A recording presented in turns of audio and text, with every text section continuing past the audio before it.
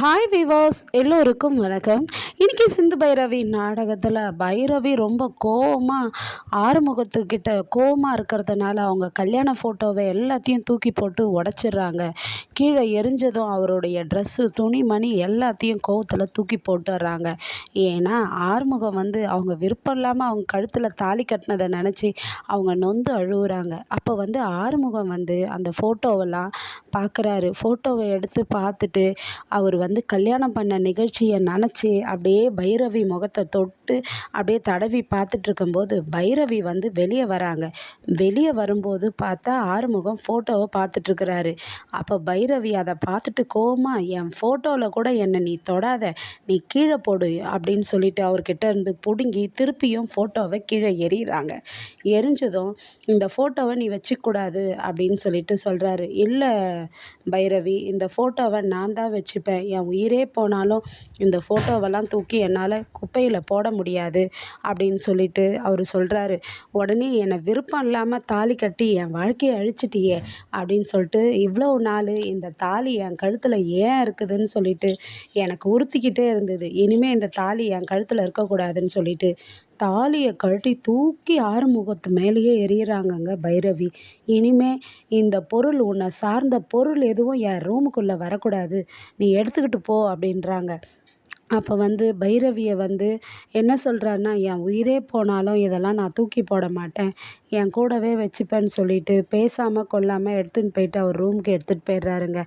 எடுத்துக்கிட்டு போன பிறகு சிந்து பின்பக்கமாக விறகு உடச்சிக்கிட்டு இருக்காங்க.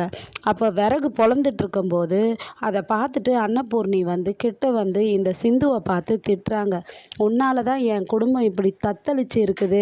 அன்னைக்கு கண்டி நீ மண்டபத்தை விட்டு ஓடி போய் இல்லைன்னா இது மாதிரி யாருடைய வாழ்க்கையும் இது மாதிரி பாழாக போயிருக்காது.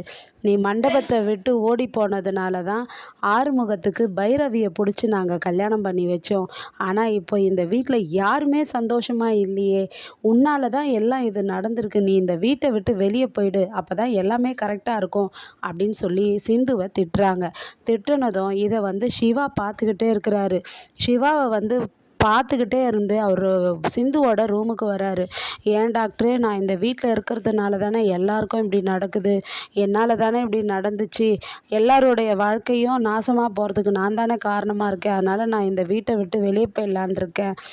மகா அத்தையும் அன்னபூர்ணி அத்தையும் என்னை திட்டும் போதெல்லாம் நான் அப்போவே செத்து போயிடலான்னு நினைப்பேன். ஆனால் நீ என்னை ஒவ்வொரு விஷயத்துலேயும் அன்பாக பார்த்துக்கும் போது தான் எனக்கு இது ஒன்றே போதும்னு நினச்சி நான் இங்கே இருக்கிறேன் அப்படின்னு சொல்கிறாங்க சிந்து. உடனே சிவா என்ன சொல்கிறாருன்னா, எதுக்கு நீ வீட்டை விட்டு வெளியே போயிட்டாக்கா எல்லாம் சரியாயிடும்னு நினைக்கிறியா சிந்து? இப்போது அன்னபூர்ணி அத்தைக்கு உன் மேலே கோவம்னா ஆறுமுகமும் பைரவியும் சேர்ந்து வாழலன்னு தான் கோவம் இருக்குது. ஆனால் அவங்க ரெண்டு பேரும் சமாதானமாகி சேர்ந்து வாழறதுக்கு என்ன பண்ணணுமோ அதை நம்ம ரெண்டு பேரும் பண்ணுவோம், அப்போ அவங்க கோவம் எல்லாம் சரியாக போயிடும்னு சொல்லிட்டு சிந்துல விறகு பொழக்கும் போது அந்த செராலாம் பட்டிருக்கிற காயத்தை மருந்து போட்டு ஆற்றிக்கிட்டு இருக்கிறாரு டாக்டரு. அதுக்கப்புறமா ஆறுமுகம் பைரவி ஃபோட்டோவை எடுத்து கல்யாண ஃபோட்டோவை அவர் ஒரு செவுத்தில் மாட்டிட்டு, இந்த தாலியை என் மேலே தூக்கி எறிஞ்சிட்டியே பைரவி, ஒரு நாள் இந்த தாலியை நீயே என் கழுத்தில் இதை கட்டிவிட ஆறுமுகம்னு நீ சொல்லுவ பாரு, அப்போ நான் உன் கழுத்தில் கட்டுவேன் அப்படின்னு சொல்லிட்டு, அது வரையும் இந்த தாலியும் இந்த ஃபோட்டோவும் என்னை விட்டு பிரியாதுன்ட்டு ஃபோட்டோ மேலேயே அப்படியே பைரவி முகத்துக்கு மேலே அந்த தாலியை வச்சு மாட்டுறாருங்க. மாட்டிட்டு அவர் துடிச்சு அழுகுறாரு. ஏன்னா பைரவி எப்படியெல்லாம் பேசினாங்க, எப்படியெல்லாம் விளையாடினாங்க, எப்படியெல்லாம் அவரை அடித்தாங்க அப்படின்னு சொல்லிட்டு நினச்சி அதை அழுதுகிட்டு படுத்துட்ருக்கிறாரு. அப்புறமா இந்த மகா ஒரு கோயிலில் போயிட்டு உக்காந்துட்ருக்காங்க. அங்கே இசைக்கு வராரு.